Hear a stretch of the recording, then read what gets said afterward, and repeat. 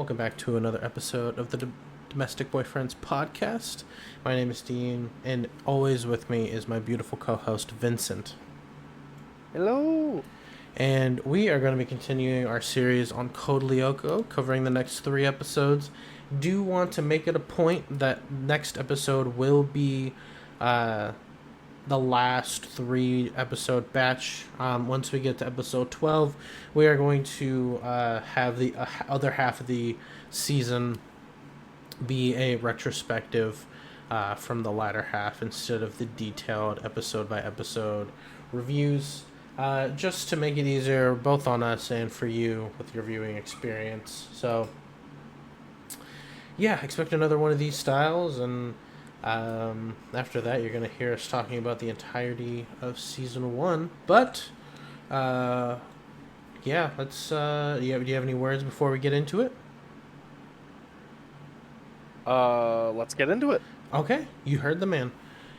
Alright, so this is Code Lyoko episode 7, Image Problem. So, I think that the way that I want to do these, or at least, okay, so like a brief synopsis beforehand of the episode and then like episode details. Are you okay with that?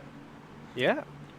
Okay, so this episode was right off the back end. I think the last episode or 2 episodes before this is, just to give like a bigger picture, this is post Miyumi of undigitalization or redigitalization. I don't remember what we call it. Materialization.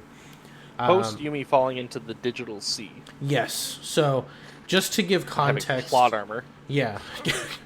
Just to give context, this is post her going into the digital sea, and the premise of this episode kind of ties back to it, because we see in the beginning of the episode, Yumi and Aelita are off on a mission. That is the preface of the beginning, and during that mission we get some very an odd thing happens to Yumi where she just disappears. I do want to make note, this is the ice area. I love the ice area. It's my favorite area. And Yumi disappears only to come back out on the other side of the teleporter or the transporter, where Jeremy finds her, and everything seems kind of okay. Except she doesn't feel the best and is in the infirmary when he brings her back to school. Let me look through my notes here. They're in the infirmary. Post-infirmary, Yumi's acting weird. Like, normally Yumi's the calm and collected one, but ever since her trip to Lyoko and she came back, she's just been acting all types of weird. And she keeps saying that she wants to go to the factory. She sounds like an addict. You know, every time she looked in Jeremy's eyes, she was just like, "Give it to me." She's like, "I want to go to the factory," which as a kid, and I remembered it immediately as soon as like the episode started playing. As a kid, I would refer to this one as the grunting Yumi episode. Because like for the first like third of it, she only grunts at people. Hey Yumi, you doing okay? But she wants the factory, so she wants to go, and that's what she literally keeps asking him, like she's a little child. But speaking of the factory, I think this is a great segue into a fun fact that Vincent had told me before the start of this episode, and it has to do with the factory. Yeah, so Code Lyoko is as we've like mainly me freaked out about like the layout of the town and like it not making any sense and it just being kind of weird. Turns out this is based off of an actual town on the outskirts of Paris, France. And the factory itself used to be it is a real location and looks pretty one for one, except like the real world factory is pure white. It's called the Renault factory, and it used to be a car manufacturing plant. And the pictures that you can find online, you can find some pretty solid pictures of the factory as well as the academy that Caddick is based off of. It looks pretty darn one for one, including a picture that I had sent Dean here, which is the first one that I had sent you, which has some characters from the cast just like put in front of a real life picture of the academy, and that it looks like it. It looks it shot for looks shot. like it's out of the show. Yeah. I couldn't tell at first that it was actually a real picture, with just some people imposed on it, but it's really cool. Yeah, I think one of my favorite things about, I mean, shows in general, like television shows or giant media productions in general, are when you can like link it back to like real shoots. Like Hollywood, of course, and other like studios besides anybody working out of Hollywood, like you're so, at least nowadays, we're so used to the green screen and made sets that it's really interesting when we see them like being shot on site.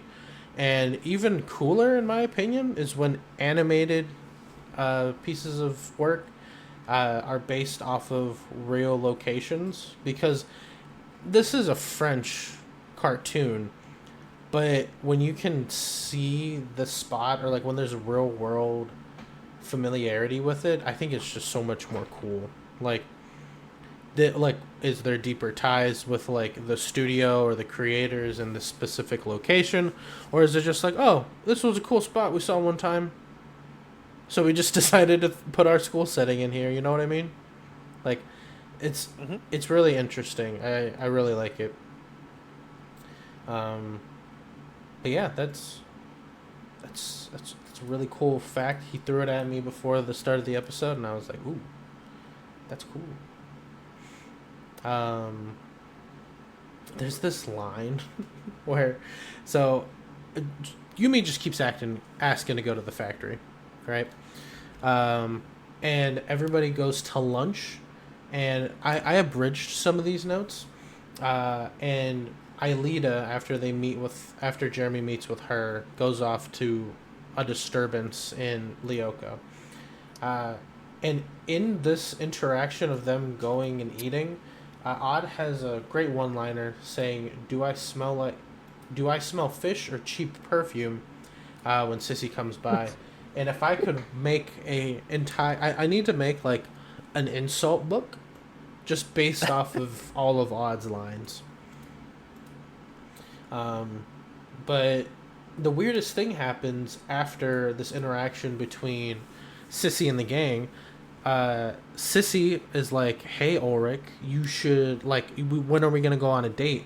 And then Yumi, we talked about a couple episodes ago, there's lots of tension there. So much tension. And then just weirdly, it's just like, how about you just go on a date with her, Ulrich?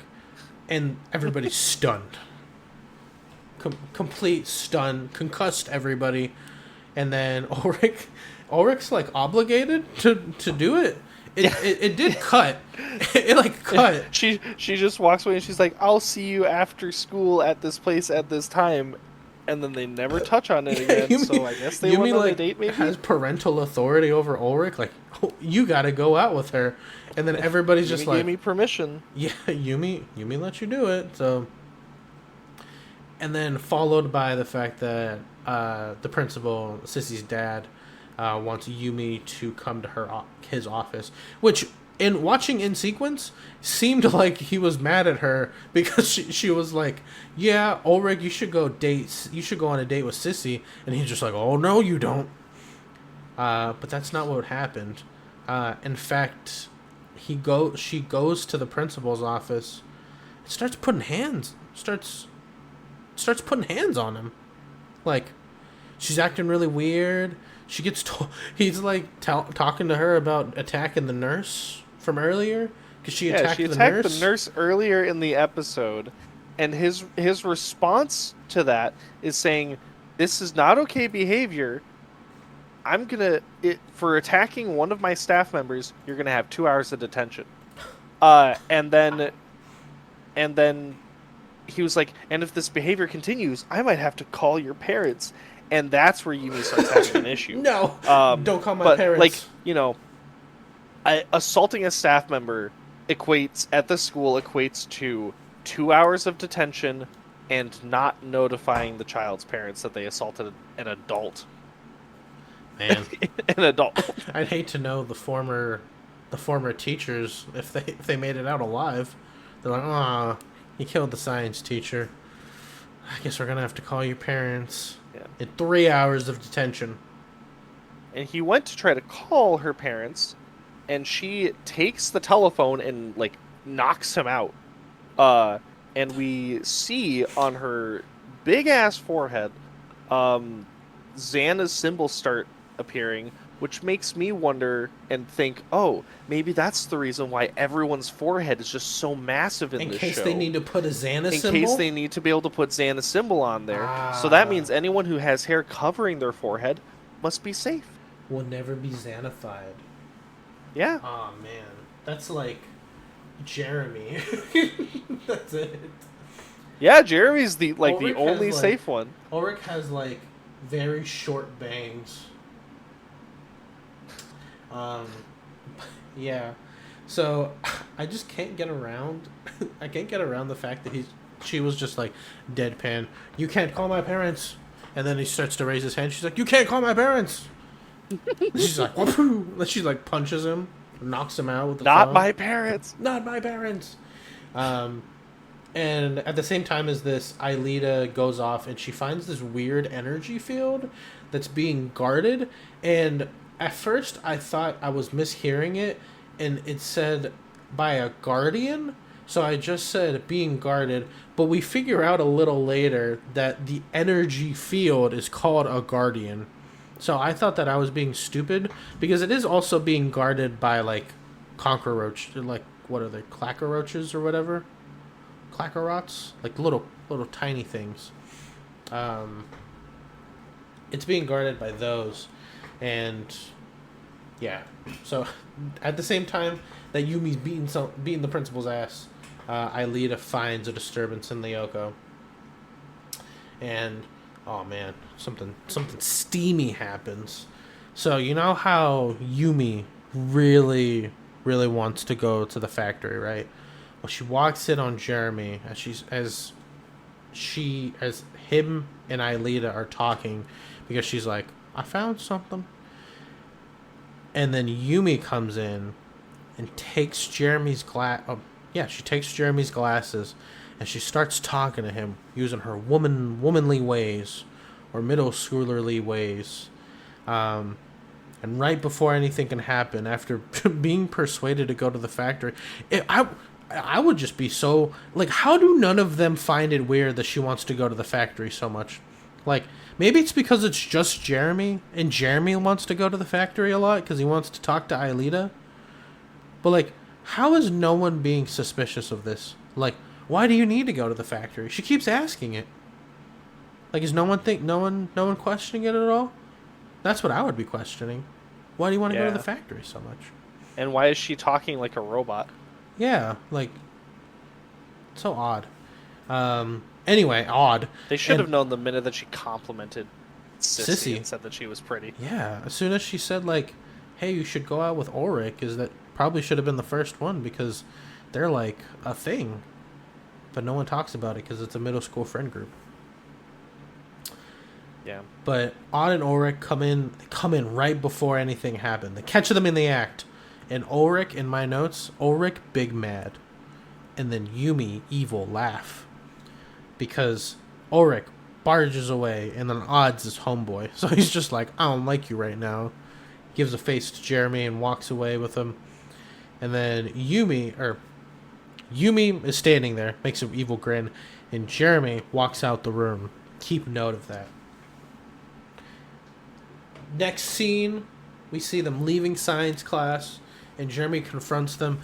And honestly, I think Jeremy also has talk no jutsu, because the way that they kind of just ended the beef right there was super fast. And honestly, if it was in the real world, probably would have lasted a couple more weeks. Because he confronts them, and they leave and they try to go back to his room, and they find that his equipment is destroyed. And in my notes, I have awkward staring commences because everybody just kind of stares at each other awkwardly. I gotta say something. Why don't they change things in the school? Like, why don't they trade rooms, or why don't they? Because Xana knows a lot, right? Like, over these last 6 episodes, technically, and if you include this one, 7, Xana, like, he wants to get rid of them. He can't get rid of he can't get rid of the factory because he's in there. But he wants to get rid of them. But they know this. They know that Xana also, like, keeps his memory, like, because it's a computer program, it keeps the memory or knowledge that it's learned even after the reset. So why don't they change stuff around? Why don't they move rooms or move the technology? His equipment's the only thing that can connect to Aelita besides the supercomputer in the factory, but he just leaves it there. But they all figure out that it probably was Yumi, because she was the last one there doing some evil laughing. And all 3 of them go to Lyoko, and we get another amazing sequence. I think this takes up like 2 or 3 minutes every episode, whenever they do the sequence where everybody does like an action shot on their skateboard. Yeah. And like also whatchamacallit, on a scooter and everything. This isn't the episode that I think it is, right? No, I think it's next episode. No, it might be the last episode. Yeah, I think it is that episode. That they all go to Lyoko. And Yumi, like, shows up awkwardly. She's like, at the end, they're all just like, we need to go because this could be Xana. And then Yumi's just waiting at the door and just like, finally, the factory. Are we going to the factory? I've been wanting to go to the factory this whole time. And then they all go to Lyoko. And they all go inside and get digitized, except Yumi. Yumi uses her strong arms and holds them together, and she doesn't get ported in. And then Ulrich and Odd are like, whoa, where's Yumi? And then they gotta go save Aelita. She's getting jumped. And then we figure out, within like a couple minutes of each other, that Yumi was actually trapped in Lyoko this entire time, and Xana sent a clone body into the real world. So, as I stated earlier, this kind of ties back to the whole Yumi materializing in the first place. So, there's like a couple ways to think about it. One, when Yumi died, or at least her data was stuck in Lyoko, this may have just created open data within the program that Xana took a hold of, right? Or Xana probably thought, because she could be materialized out of Lyoko, that creating a clone body and doing the same thing with her, because it's already been a guarantee, is what he should do.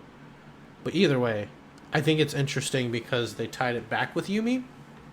Because they could have done this with any of the other two, and it probably could have been the same premise, but I think it's interesting that they tied it back to Yumi, because she was the one who did technically die and then got brought back. Yeah. But the rest, there's a pretty interesting thing that starts happening where Yumi, at first, when I saw like this episode, and then as the premise kept going on and everything, I was like, is this an episode, where Jeremy gets attacked in the seat? Because a lot of those episodes are to come with all 4 seasons of this.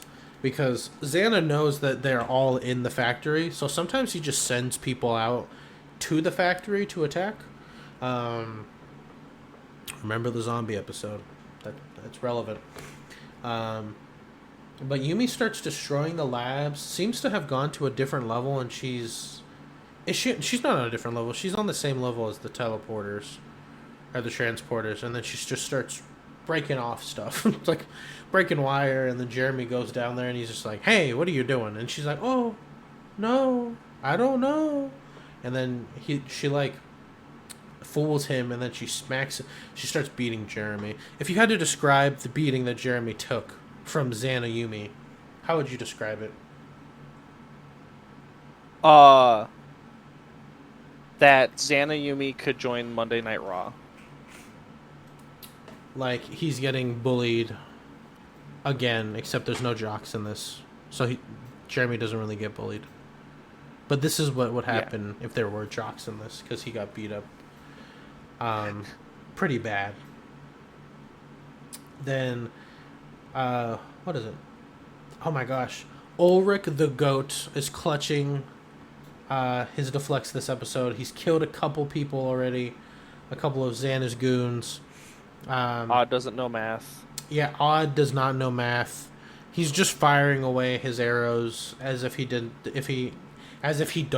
have just 10 of them. But he doesn't know how many arrows he has. He doesn't know how many life points he ever has unless Jeremy's there. He does know how to count to 3, as he said, because of Ulrich and his triplicate attack. Yes. God. So stupid. And Aelita pulls out another magical Jedi trick just out of nowhere. And she's like, if we create a fake Yumi, it will fool the Guardian Orb, which is what Yumi's trapped inside. And then it will think, because a Yumi is on the outside, that it doesn't have to trap the Yumi that's inside of it. For some reason. And that's what she does. She creates a fake Yumi, and then immediately the orb just goes pop, and then regular Yumi is there, and she has to wake up, and then they notice that Jeremy isn't responding to them, so she's like, one of us has to get out of here and go make sure Jeremy's okay, and then Yumi's like, I don't know how many life points I have either, Odd, so I could have 10, I could have 1, but either way, I'll be dead weight. So she needs to leave, and the only way you can get out of Lyoko is dying. You die in the game, you come back in real life. So Yumi comes out, and then it's Yumi v Yumi. Evil Yumi versus regular Yumi, and it's dramatic. And honestly, they have a lot of still shots that have, like, kicking and stuff, but they also, like, the I'm not going to blame the animators, because I don't know if there was a fight choreographer for this. But you'd expect that fight choreography is the thing that they have in the show, because when they're in Lyoko, it looks really good. But I'm not sure if that's just because of the CG, because their traditional drawing did not look as good when they were doing a fight scene.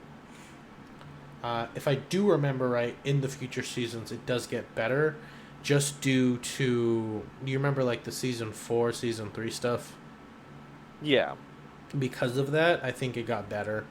But that comes with the territory of what happens in those later seasons. Not going to spoil you guys on that. But a dramatic fight between UV v Yumi.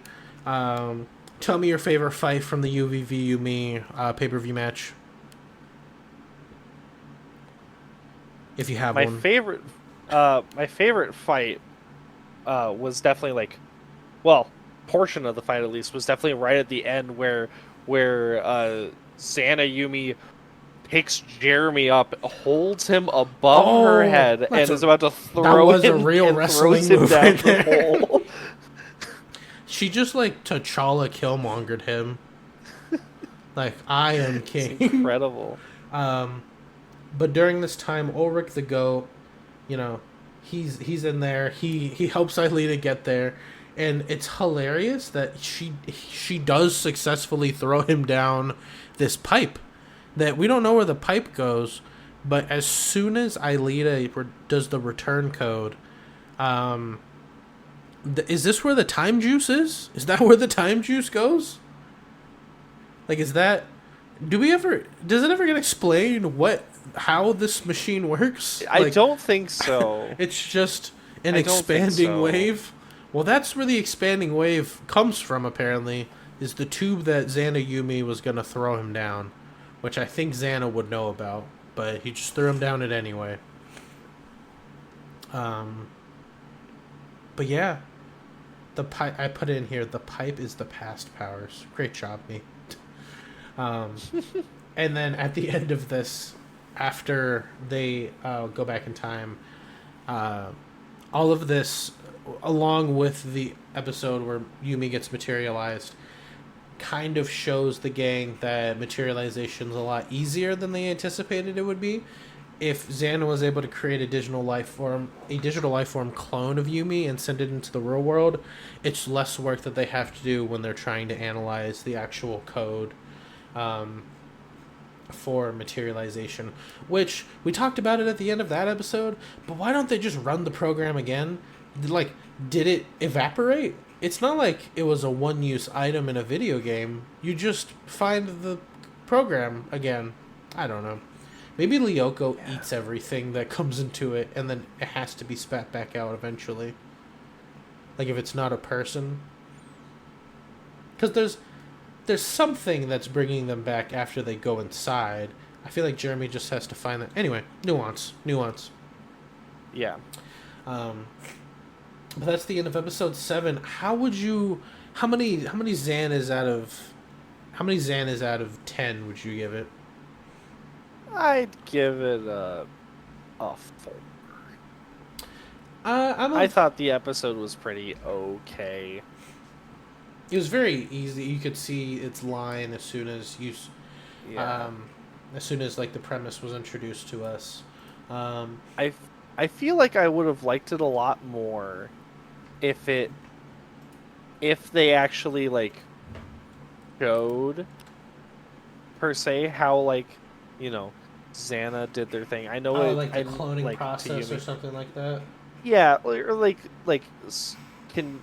controlling or like knocking out Yumi, because like, you know, correct me if I'm wrong, but like the sound effect that played at the start of the episode was a very specific one, and like I it's been a while since I heard it, but was that the protozoa? Yeah, It wasn't, yeah, right? But yeah, like no. it sounded like it, right? Yeah, no, you're right. I didn't even think about that. But like, this wasn't the protozoa, and they No. don't show off the protozoa for like a while. Yeah, no, that's. Yeah. I don't know. But that's its sound effect, right? Yeah, I mean, I guess it could have been, because if you think of all of its abilities, like, kind of would align with it. Also, like, giant octopus kidnapping, you know what I mean? Yeah. But, I mean, I guess it would. Yeah. Yeah. I don't know. It could have been. Because, I mean, you don't really, out of all of them that we know, we don't really have any graceful ones. You know what I mean? Like, It's we don't true. have anyone, like, what? Like, the Hornets are just going to, like, throw her on the back of a crab? So, I think it would be a protozoa. Just based off of everything that we have. That we have so far. But, I give this a 5. I like it because of the ice area, but I don't even think we go back to the. Oh no, we are in the ice area throughout the entire episode. The fight kind of brings it down for me. Not the fight where Ulrich just carries the team. The Yumi v Yumi fight, I like it, but honestly, the choreography on it, not my favorite. But it does get a lot of points back by the fact that Xana Yumi was throwing wrestling moves on Jeremy, so. Definitely like a middle of the road episode. It doesn't really have. It has some story implications, I guess, because of the whole materialization thing. But in this batch of episodes, honestly, I think this is the most boring, because the next 2 ones are pretty banger. I have a lot of notes on the last episode that are just me screaming. Oh, you too? Yeah. Yeah.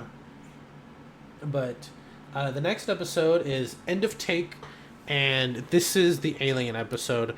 This I can recollect this episode like the back of my hand because it's just so simple with the premise. A director of a very questionable film is on the campus, and after showing the kids his latest movie, he is signing autographs and everything.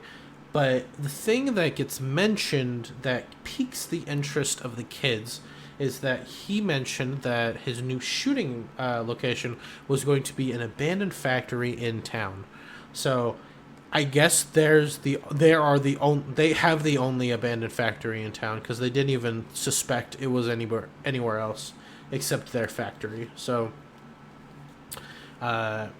Ulrich, in all of his wiseness, decides to try and pressure him out of it somehow as a middle schooler, but instead Ulrich feeding him all of this information that seems like it's terrible is actually attracting him to the factory, saying stuff like the electric doesn't really work, people died there,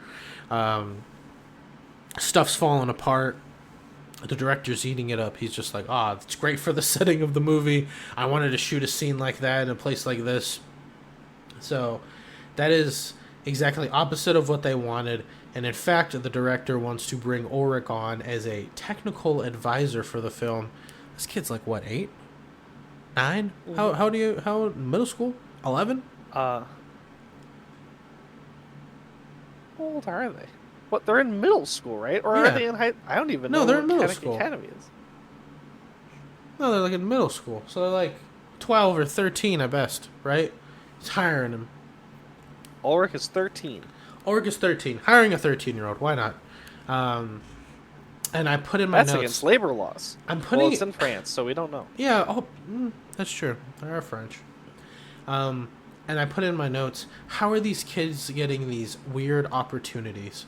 Like, just recruiting a kid here, driving and riding inside of an electric bus back in 2006 that can go over 130 miles per hour.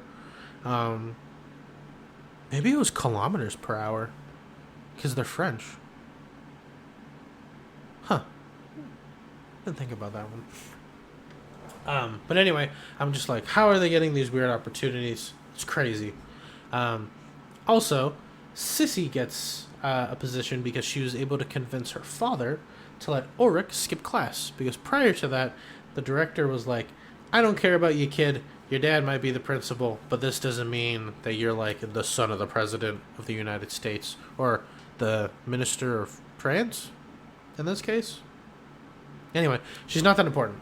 So she gets her position by convincing her father to let Ulrich skip class for this position, and everybody on the team's kind of for it just because they need a way into the factory, or at least need eyes in the factory to make sure that they're not going on to the deeper levels, find the supercomputer, or anything like that. So they make their way in. Sissy and Ulrich awkwardly make their way in like a pseudo couple, and Vincent, have you heard these crazy like rules this guy has? Like, if this would, I don't think this would fly in like an actual shooting environment. No cameras, no phones.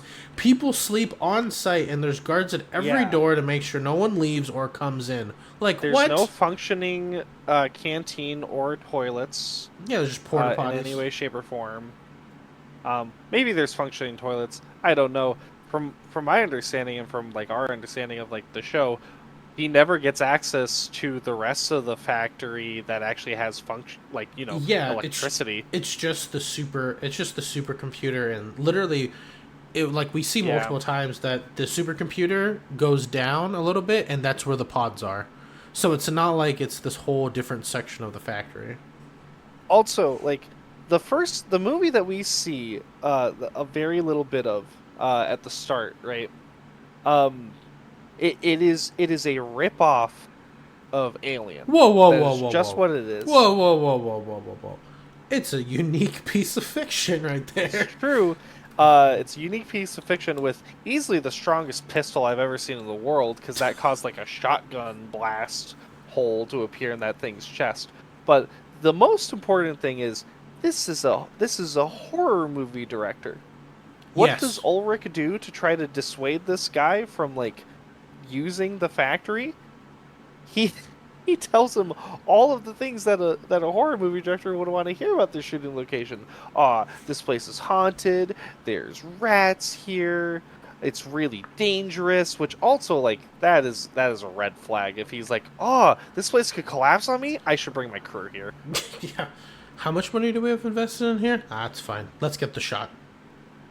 So you're telling me this place is getting cheaper and cheaper by the hour for a shooting location? I guess it was already free because it's an abandoned factory. Yeah, but he has to pay the people. It's true. But the shooting, his rules and everything are crazy, and then he shows off his original design of the green predallion. Yes. On a cross. It's on a cross. It's on a cross. Crazy, right? And then in my notes I have, is that a xenomorph? And then I also put under that, I bet Xana possesses it.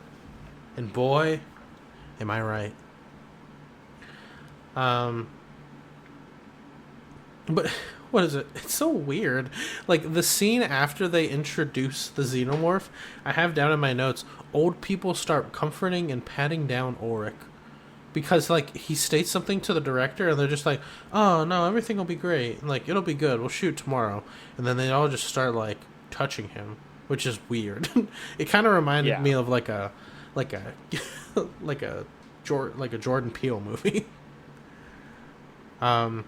And then Sissy gets relegated to be the first kill of the movie because the director doesn't give a shit about her, which I think is hilarious and kind of fits in with her character. Can I work on my lines? Sure, here. Literally, crumbled piece of napkin, lines, 7 letters at most. And then it cuts to night, which Sissy and Ulrich sharing a tent. They just like put the kids together and they're just like, fuck it. Also, like, his parents, like, obviously the principal knows, but like his parents know that he's staying the night in the factory, like, question mark. I don't think they stay locally, so like it might not be, they might not care. But Ulrich goes and runs off, and then Sissy sees him, and Ulrich goes to the lab. And then we also see, that Xana possesses the alien, which I will be calling a Xanomorph for the preceding rest of this episode review, because that really works. It really works out. But the Xanomorph finds them as Ulrich is trying to communicate with Jeremy on the supercomputer. Sissy catches him, and then a bunch of goo just starts dripping on them. You know, Vincent, you know why this is unique? Because it's not acid. It's goo. True. It's goo. It's just sticky. Which makes me wonder, did that thing have all that goo inside of it? Like, where is the goo stored? Also, is that all of its goo, or did Xana create more goo somehow? You know what I mean? Why isn't it even able to stand? It's just a suit. Yeah, but it's Xana possessed now. It has his little ghostly thing. It's like Wuya from Shaolin Showdown. Yeah, you guys like that show, don't you? We'll get there. Jesus. But then they're just running off, and then it cuts to morning, and the production team and everybody start to like get up for filming, and then they notice that the alien's missing, and then they just start a manhunt for the kids because they're also missing, and they assume that the kids have the missing alien and go after the kids maliciously because they stole the prop. these are grown men and women, but who, in quotation marks I have, the two youngsters disappeared. So they're not very happy about that at all. Their xenomorph got taken away. And then they get, I have it in the notes, they get cornered. I said they got stickied by the xenomorph, and are also being hunted by the people who are also getting picked off by the xenomorph as well. You know, the next scene is really interesting, but I don't want to say it's really interesting. I'm sorry. The rest of the gang goes to the factory, and what do, Vincent? They see that there's armed guards there. They're like, how are we gonna get past it? What type of expectations do we have for this next scene?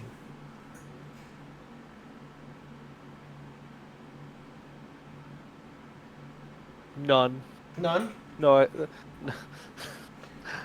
don't even know. I think I liked this episode as a kid. And I think and I rewatched it today. And I think I blocked the scene out of my brain. I did. What happens next? There's a guard there, and the guard's sleeping. So what do they do to get past the guard? They tiptoe around the guard. The guard hasn't heard any of the commotion on the lower levels, which, granted, that probably is that's an entire level, like literal level of the factory down, probably like closer to like 30 feet under where he is. But how did they get down there? How did they get down there? The factories, the level that they're on is underwater, technically, right? It's in the basement. Yeah. The kids, whenever they go to the factory, they always jump the rope. Like, they literally jump off, grab a wire or something, and then make it down to the elevator to go to the rest of the factory. How did the crew get in there? Because they have equipment.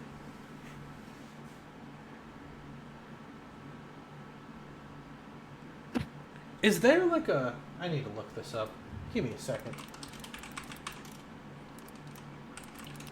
Because the factory... I don't think there's an easy way to get into the factory. Or at least... Wait. Probably just through the front door, right? Yeah, but the front door, there's not anything to elevate you down further. Now I got pictures of the real world island in my search history now. Yeah, there's like no way to get down. They just go on the wire. Oh my god, I just spoiled myself for an episode. That's crazy. Anyway, it seems cool what was happening in that episode. But anyway, the crew gets in there. They're going down to the supercomputer because they have to go to Lyoko. Odd goes to Lyoko while the adults are looking for Sissy and Ulrich, and also Yumi's looking for Sissy and Ulrich. Odd goes in there. He goes in and attacks the Hornets because Aelita is going to the tower, and Yumi helps Sissy and Ulrich get out of their sticky situation because they got stickied up by the xenomorph, and they have to run because none of this is good for them, and they're going to get sticky again if they just get... it's not like he's eating them. He's just making them sticky. He's like sticking them to the wall. He's not like offing them, at least until later. Not until later. But he just like stickies them to the wall. And then Odd has to save Aelita in like a 1v7 against a whole bunch of Hornets, which I don't know how much health points they're supposed to have at the beginning, but Odd takes a couple hits there, and he's kind of trooping along. So all of the bad things I've ever said about Odd, he kind of makes up for it right here. Because dude is just tanking it. He's making sure Aelita is safe. And then we get this funny situation where the director confronts the kids. And he's like, where did you take my suit? And then he sees the xenomorph as the Xenomorph has already, like, oh no, he gets knocked out by the Xenomorph. He sees the Xenomorph, is like, I'm your creator, you have to listen to me. And then the Xenomorph just, like, stickies him to the wall. And then 2 seconds before that, two of the cast find them. Then the Xenomorph finds them. And then they all get sticky to the wall. Meanwhile, Yumi and Ulrich kind of have to defend Sissy as they're getting attacked by the Xenomorph. A really cool thing in this environment, you know, I really love the ice zone. They go down an ice slide, and then they find 2 towers. They find the Twin Towers. Which one is real? What if one of them goes down? We'll never know. We definitely don't have a way to tell via, the markers on Jeremy's screen and showing the real tower. Yeah, but, Xana, they really didn't think about that, did they? Yeah, plot schmott. Plot schmott. Anyway, Aelita tries to use the Force, honestly, to figure out which one is the real one, and then just kind of, like, banks on the fact that her intuition's correct. Goes into the tower while Yumi and Ulrich are literally dying because the alien has them by their necks, literally choking them. And Aelita got it right. Woohoo, protagonist. And everything gets sent back. Well, there was a lag spike, and they briefly got it wrong. Lyoko pranked them. Yeah. They're like, huh? Oh? Jeremy, I got it wrong. I'm sorry. Wait a minute. Boom. I wonder if they just needed, to get to the specific, to get to a specific run time, and they're like, what do we what do we do? We need an extra 5 seconds on this thing. We need literally a microsecond. Oh, okay. Say less. And then everything gets returned back to the past right before they get introduced to that dude. So the beginning, technically not the beginning of that day, it was the beginning of the day before, because that's when everything had happened. Which makes me wonder, is there a preset, does Jeremy pick a time on the calendar to use it for? Or, because how do you really determine, obviously us as the viewers know it's the beginning of the episode for whenever it is, right? But in the show, how do they know when to go back to? You know what I mean? Is it just arbitrary? Is it arbitrarily chosen for that time, which happens to be the beginning of the episode we watch? Or is it how many hours before Xana starts using stuff in the real world? You know what I mean? Because you'd think that Jeremy would maybe want to go back. Could he go back further? Could he go back maybe right before the people get to the tower or get to the factory with all their equipment, and then make a change from there? You know what I mean? Yeah. I don't know. I'm thinking too hard about a kid's show, but the change that happens this time when they go back into the past is that Ulrich tries to convince him that it is a good idea to use the factory, and in that way the director doesn't want to use the factory anymore. I don't know if it's because the factory, he thinks that the factory was a bad idea because a kid is telling them it's a good idea, or is it because he actually doesn't like it and someone going against him was what he needed as an odd case of support, someone's trying to push me down. Specifically that Ulrich lied to him and said that somebody else had shot a movie there before. Oh, wow! I completely missed that. Okay, and this guy was trying to be 100% original. Okay, yeah, because he walked out and was talking to his producer on the phone. He's like, "Yeah, on second thought, I don't think this was a good idea. This movie wasn't even my idea. What do you mean you don't want to produce my movie anymore?" Yeah, and starts going down the whole thing, and then ends the episode with the gang being like, yeah, we didn't have to do that. I'm gonna give this a 6 out of 10, maybe 6.5. I like it. Alien reference. Um, obvious Xana attack is the alien. Um, you get some odd stuff, for everybody that likes odd, including Vincent. Yep. It's in the ice area. It checks a box for that for me. Um, there's there's choking tentacles. Pause. But if you're into that this episode has that for you. And there's mystery because Aelita could have lost the 50-50.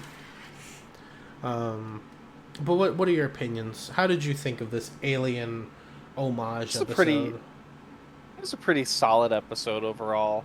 I give it like a 6. Okay. Yeah.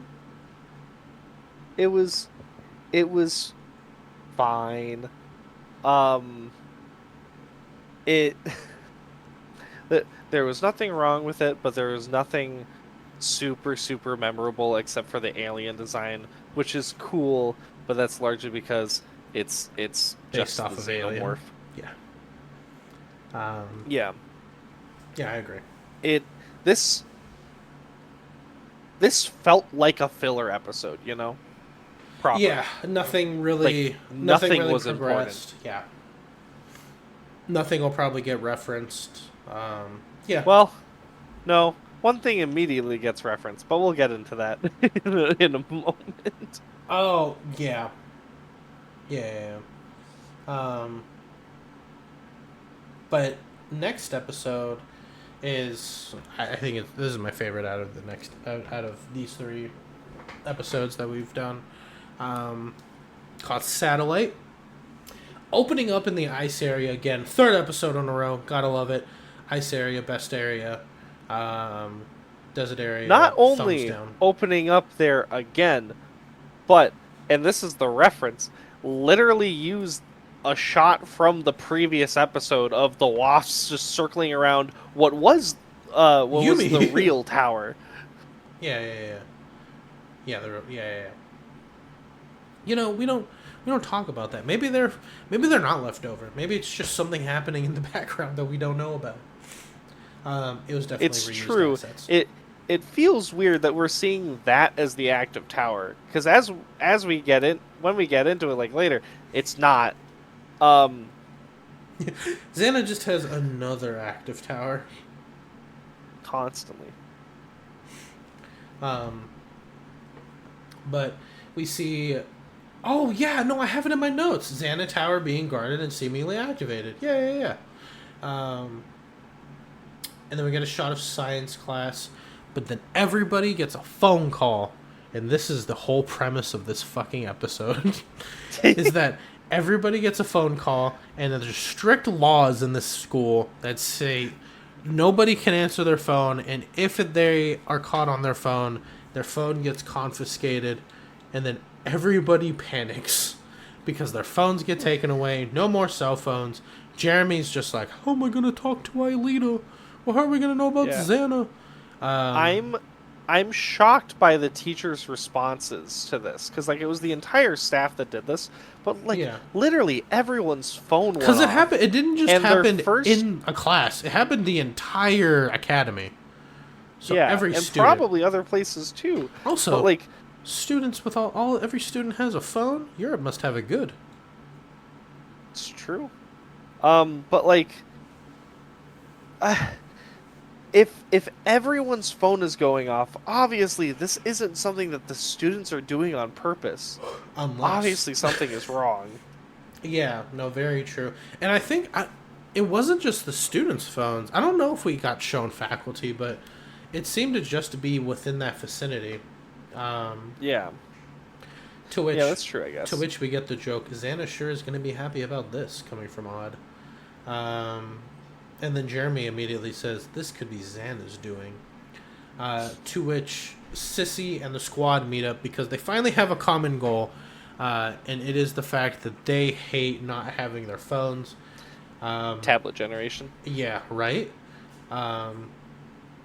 Jeremy goes back to... I think it's just Jeremy, or it might be Jeremy and the gang. No, it's just Jeremy. I remember now. Jeremy goes back to the supercomputer to talk to Aelita and goes to scan Lyoko because he believes that all of their phones rung at once because of a Xana attack. Odd and Ulrich are like, we're going to go steal back the phones. And Yumi's like, is that really a good idea? And they're just like, fuck it. Yeah. We're just going to do it. And then she meets up with Sissy's gang because she said that she was going to volunteer with the protest. And the principal's having like this whole episode. The principal is just sort of having like a aneurysm the whole time because he took away tablet kids' phones. That's why. Yeah, he took away their phones. The kids complained, and his response to that is telling other members of staff, "I don't know what we're gonna do with these kids. Oh, I know what we're gonna do with these kids. Let's disable the cell tower so that the school just can't call anyone. Because schools have never, ever had emergencies where they need to reach out via phone at any point." Yeah, to which Ulrich, after Odd uses his 10 levels in Rogue, if I had to make Odd a class, he's definitely a level 20 Rogue Bard multi-class. Does he ever use his Bard half good? No, but he be making all of them jokes and be entertaining everybody. Somehow gets the key lock out of it, steals back all of their phones, and they go check out the tower, or the actual cell tower that our good old friend Jim is trying to disable. I don't think Jim knows how to disable a phone tower. He looks like he's just like poking at wires. To which we find out Xana is in the phones, I have in my notes here, and Xana proceeded to use Thunderbolt and then knocked Jim out on his ass. P.S. in my notes, Jim sucks at electrical work, Lamau. And then they have this... I don't know if this... In my notes, I don't remember if this line was said before or after they take him to the infirmary, but I put down here, he's a regular live wire, and then awkward cutaway. So I'm guessing that the cutaway was to the infirmary. But Odd just witnessed... You know, Ulrich almost saw Jim lose his life by falling outside of the bus, but both of them just witnessed him become, like, a barbecued man. And then the first thing that Odd's just like is, I gotta crack a joke on this motherfucker.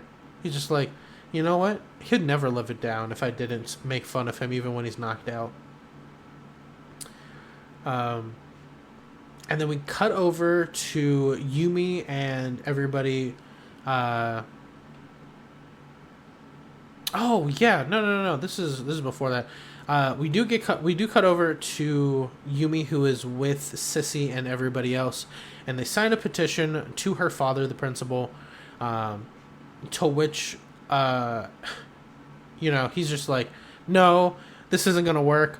Also, we found out that someone stole the phones back, so we're not gonna let this slide. And then Sissy keeps going against her father and is like, we need to protest, which Yumi agrees with because she wants to make sure that everybody here is safe, because if it is a Xana attack, no one's going to be here to defend them if they're on Lyoko. And then everybody gets Jeremy gets the realization of why Xana would want the phone lines. And they figure out that he wants satellites. And then I have in my notes, the Xana network is going live. And because he wants the satellite, everybody's like, we're going to go to the factory. And you know who else goes to the factory in this episode, Vincent? Kiwi. Kiwi's like... Kiwi, the best boy. But before Kiwi goes to the factory, very important thing. They head we get an update on the side plot that's happening right now with Sissy and starting her revolution. Yes. Where like Yumi walks into the gymnasium and Sissy's like, I wish you could have been there for when we made this petition. And she shows it off to her dad that walks in. He's like, what's going on here? She's like, we made a petition to stop this nonsense. The petition? all that they made for the petition was a piece of paper that said the word petition and then had a bunch of signatures on it. There's no info about what the petition is about whatsoever. But it's a petition. It's Sissy's work ethic. Yeah, at least she's trying. It's true. She is trying. But then they get to Kiwi. Kiwi's awesome. I thought Kiwi was about to be on the skateboard with Odd. I thought so too. Kiwi unlocks the door, follows them there. Right before Odd makes it into the sewer. Yeah, and then Odd's like, well, I guess you're going to come with me now. As a child, because he's a reasonable owner. As a child, I always thought that Kiwi was going to go to Lyoko and they were going to have like a dog, like Red 13 from Final Fantasy. It would have been awesome. He would have been Odd's mount. Or maybe they could be like Kiva or Kiba and Akamaru because he's a cat and he's a giant and he could be a giant dog. That would be incredible. Can you imagine Kiwi shooting laser arrows out of his mouth? Or like his tail could curl up. They should tell us to design. We should, but season 5. Let us bring know. It back. Yeah, we'll design everything. But he rides up on Jeremy's scooter, and they get up out of like the tunnel to go to the entrance of the factory, right? Yeah. No one carried Kiwi up. Kiwi just hopped out. Yeah, he's a G. And then I had it later down in my notes, but like we'll cover it again. Kiwi must be sentient. No, he is. Oh, you mean like higher consciousness? Yeah. He is smart. Especially later in the episode, he does exactly what they want. Like I said, we'll get back into it. But Kiwi must be. He might have accidentally went to Lyoko. Maybe that gave him like an amp. That's true. Because all of them, it could be like because honestly, all of them, like, when they're like, oh, we can go save people in the real world, like, we'll defend the people in the real world, it's not like they're in Lyoko anymore. You know what I mean? Like, they're only as capable as their 13-year-old selves. It's not like they're in the game and they have, like, their battle card or anything. So, they don't have abilities. So, my headcanon is, it's very Sword Art Online-like, where they keep like the basic knowledge that what their body could do and whatever muscle memory they have from being in Lyoko translates to their body to a certain extent, except anything that would be like crazy. Like Odd doesn't have his same agility, right? But he could probably do similar things that he could in Lyoko just because that's him, right? It's actually him in the digital world, and then he just becomes a flesh and blood body in the real world, right? Mm-hmm. So, to a certain extent, they all can fight like how they do in Lyoko, to the point where their body can keep up with it, right? So, like, Odd probably can't jump wall from wall and hang on to it just because that's how he is in Lyoko, not in the real world. But, just like the reason I bring this up is because they always stay behind. So that means that they're at least somewhat capable, or maybe they're just like, fuck, we have to do something no matter what. But that could kind of explain some of Kiwi's sentience. The fact that he was attached to like this higher network. You know what I mean? Mm-hmm. Maybe it brought up his intelligence a little bit. But he's the man. When they, like I said, when they get to the factory, they all go on like the zip. It's not a zip line. They just like ride wire down to like the elevator entrance. Yeah. Except Kiwi. Kiwi had to run all the way around. Poor Kiwi. He found the way the people. He found the way that the cast and crew from the last episode got down there, and he had to take the long way. He didn't leap. And for all we know, this is his first time being there, but he found his way. Yeah, he's a good boy. He could have just. He has a big mouth. He also has a big head. So yeah. I mean, like, he could have just chomped down on that wire. Probably, he would have been fine. But yeah, so Kiwi joins them. Yumi stays back to protest, and Kiwi's in the supercomputer just chilling with Jeremy, which I think is funny because I thought he was gonna go into the pods or just chill in front of Odd's pod, but he's just sitting there with Jeremy. Him and Jeremy are bros. And then as they go and make their way to Lyoko, Jeremy is studying. He's trying to figure out why Xana would use the satellite. Besides, like, in my head, I was just like, because then Xana could broadcast himself around the world. But of course, that's not what Xana wants. Xana doesn't want united destruction for all of the world. Xana just wants to get rid of these kids. So he wants it because it has a highly destructive laser beam pointed down on Earth. Somebody called it Justice League because someone took the Watchtower's design and then made it in Code Lyoko. In my notes, I just have a lot of running, and also this episode confirms that Xana is in the tower. We had gone back and forth on the last couple episodes of where Xana actually was located, but this obviously confirms it. Word for word. Xana's in the tower. Odd says, and it makes me scream, that Xana wouldn't attack himself when he literally did. Yeah. Mm-hmm. He just did, but okay, he wouldn't. But he did, but he wouldn't. Remember that one time he brought bulldozers into the factory? Never happened. Yeah. Or that one time Yumi, last episode was just pulling out random wires. Yeah.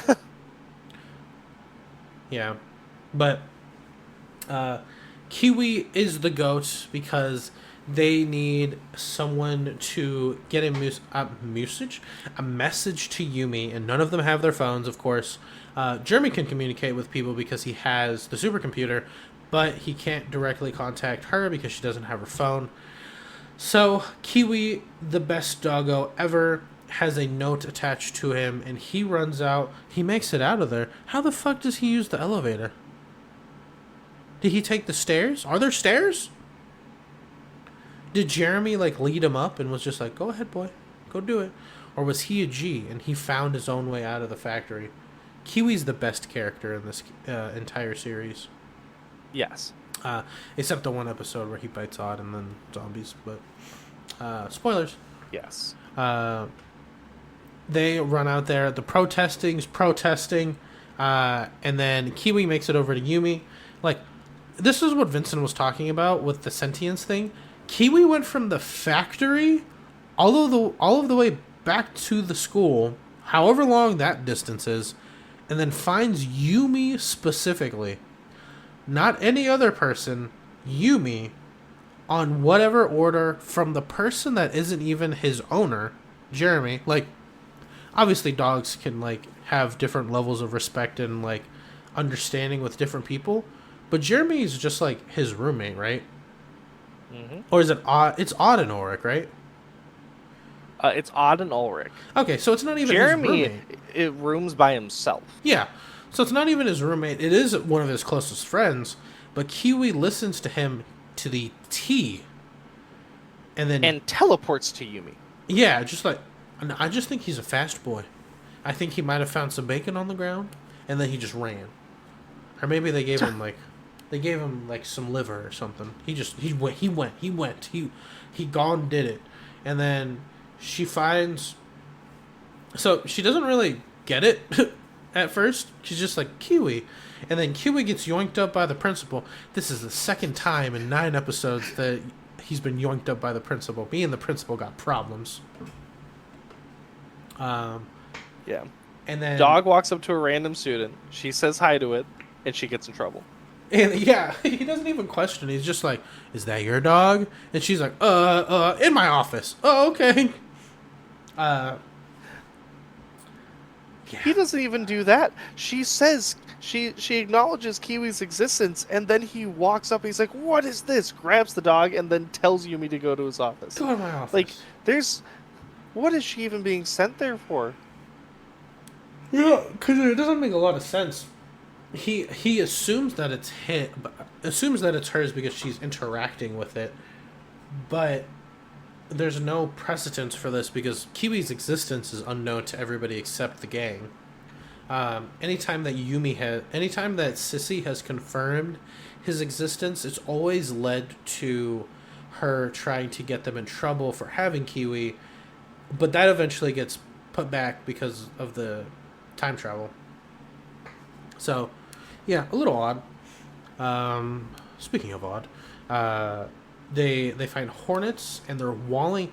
I've never seen such a cheap tactic done by an enemy. Just this wall of hornets in Lyoko blocking off their way to the tower, and there's only 2 of them because Yumi is still over there in the real world. And then I have it here in my notes that Yumi dips out because she finds the letter from Odd, and then she just like leaves. Have you ever been able to leave a principal's office that quick and that fast? I want to talk about that real quick. Go ahead. Right, because it's fresh in my mind for it. Because, like, the principal was, like, being upset, right? The principal was, like, telling her... Yeah.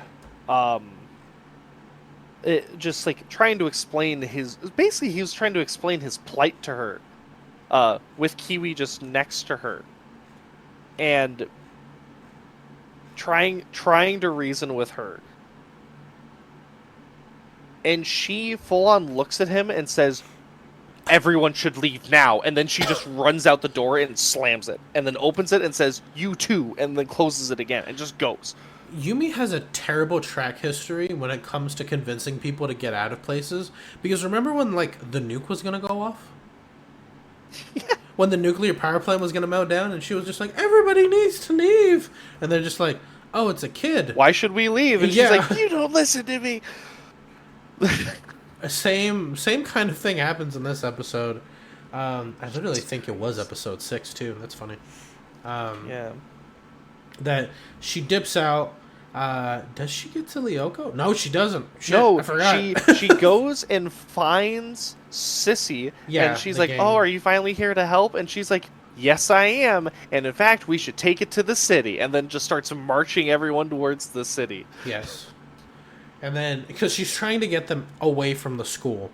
Yeah. Because she thinks that the school is the location that Xana is going to hit with his satellite laser beam. Because at this point, Xana has full control of the satellite laser beam. So, Odd sacks himself so Auric and Aelita can get to the tower. Literally just Yeah. sacrifices himself. One man's it. So, it's... I don't understand why Jeremy's like, "One of you has to sacrifice yourselves." Because, Or- like, they show off specifically when Odd's like, "All right, I guess I'm going to do it," and just runs in, that they could just, like, walk around the poison. And, like, it's just a couple wasps. Just kill them. Or, you right? know, those are, like, the 2 most agile people in their group. The cat guy and the other guy who's a ninja. Are you telling me Who that they can couldn't have turn gone... himself into 3 people. Are you telling me they couldn't have just... You know, he could have shadow cloned their asses and then just triplicated and made a giant ladder and threw them. You know, there's creativity there. It's true. There's plenty of things they could have done. But what happens is Odd's like, "Well, I'ma do it. See ya," and starts running in. And then it's a cut to Ulrich, and Eileen's like, "Eh?" And Ulrich says, "He's nuts.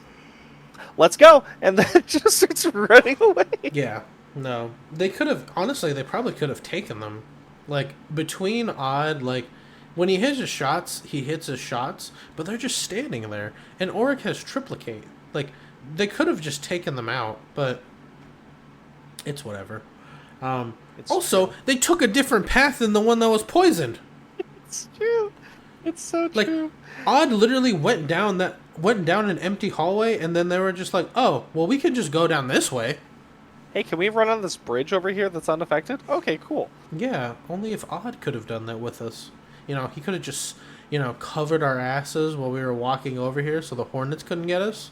No, it's whatever. Yeah. Um, Meanwhile, the whole time, Jeremy's just, like, marveling at, like, how...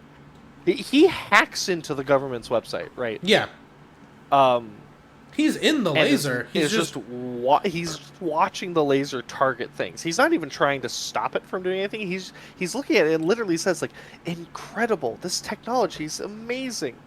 I I wonder how accurate this is, and then it just full on zooms into Yumi's skull. I wonder how accurate it is. Oh, okay. Uh-oh. And then they're it's coincided with the shot of them going into town for the protest, except as soon as they like reach, they're not even really in town. They're just like out of the grounds. No, they get like 2 feet away. Yeah, they're like out of the grounds of the academy, and then and Jim's like, "Oh, this is weird. What's going on?" Yeah, what could possibly be happening right here?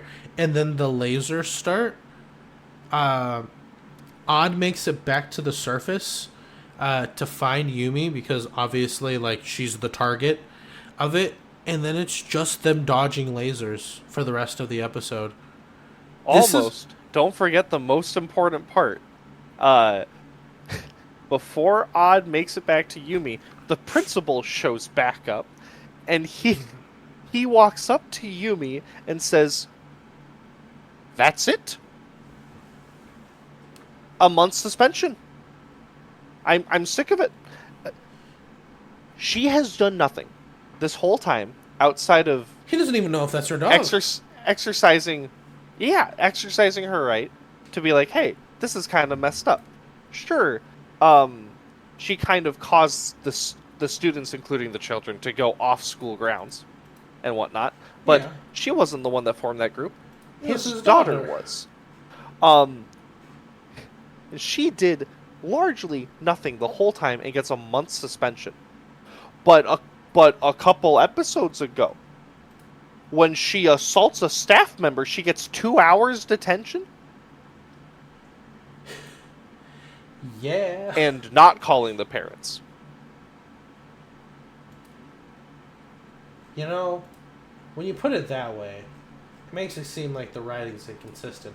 But what I have to say is, the laser cannon's cool. The laser cannon's sick. They're just dodging it the whole rest of the time.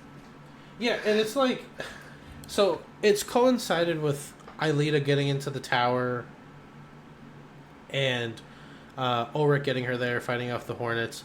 And then it's just this dramatic ass shot of them being like, we need to make it to the gymnasium. So they have to cross the entire track field.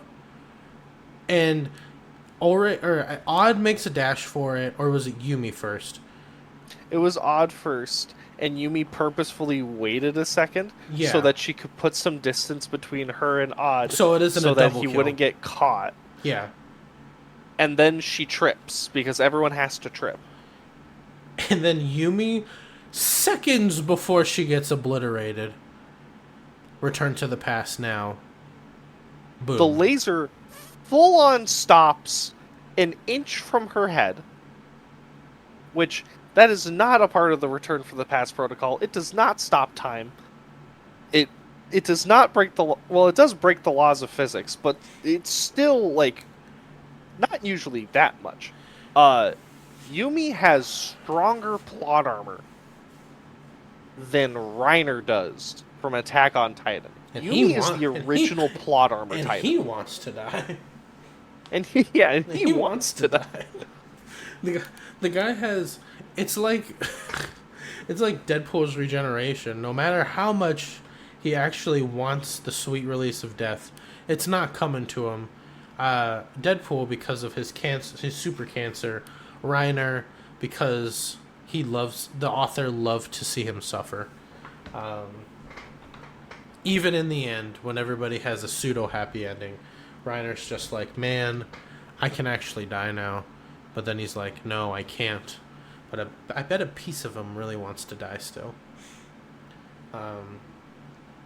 Reiner really didn't have, I don't want to start talking about Attack on Titan, but he really didn't have any resolution with Eren towards the end.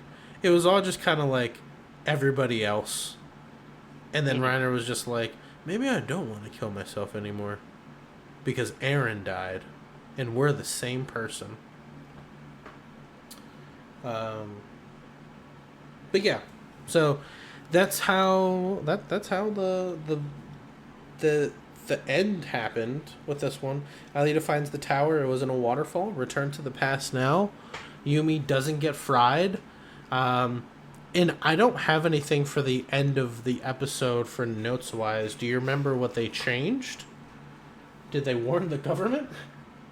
No, they simply put up a poster saying "Turn off your phone before class." Ah, boo, boo.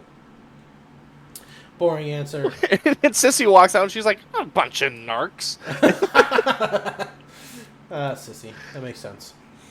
Um, She's annoying as hell, but man, she is a funny character. yeah.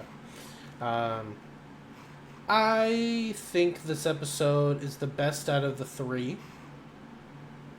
Doesn't give a lot plot wise, but is fun as hell. Yeah, I agree with that. You know, we get Kiwi. Kiwi's a big thing. We get a laser cannon. Pretty cool. Jim's in the episode. Ulrich and Odd are delinquents in this episode. It's always great when they're a tag team. They work best off of each other. You know, it's... I give it like a 6, maybe 7 out of 10. I definitely think it's one of the strongest episodes we've gotten out of the 9s that we've watched. What's your opinion?